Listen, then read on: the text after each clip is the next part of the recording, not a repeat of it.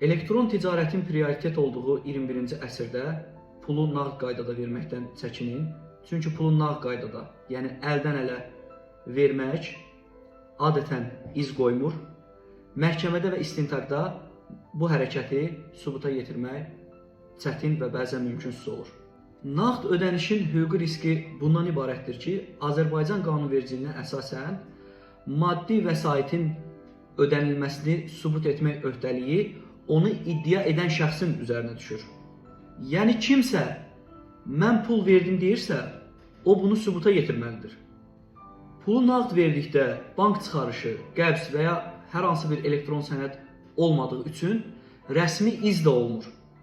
Buna görə də bank köçürməsi, kartla ödəniş, qəbz, müqavilə və yaxud da hər hansı borc sənədi olmasa, məhkəmədə pulu həqiqətən verdiyinizi sübuta yetirmək olduqca çətinləşir. Azərbaycan Respublikası Mülki Məcəlləsinə əsasən müqavilənin bağlanması və icrası sübutlarla təsdiq olunmalıdır.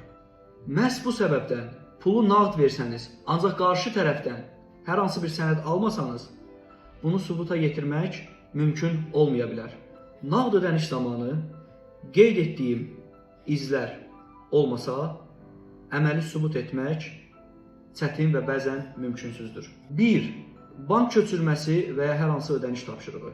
2. Müqavilə hər hansı alqı-satqı və yaxud da təhvil təslim aktı. 3. Qəbz, faktura və ya borcun alınmasına dair hər hansı yazılı sənəd.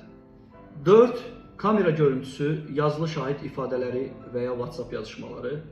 Hərçənd ki, bu sonuncu qeyd etdiyim daha zəif sübut növü kimi çıxış edir. Ona görə də nağd pul verərkən bunun iz qoymadığını unutmayın. Bugününüz etibar, ancaq sabahınız yalnız və yalnız sübut tələb edir. Diqqətiniz üçün təşəkkür edirəm.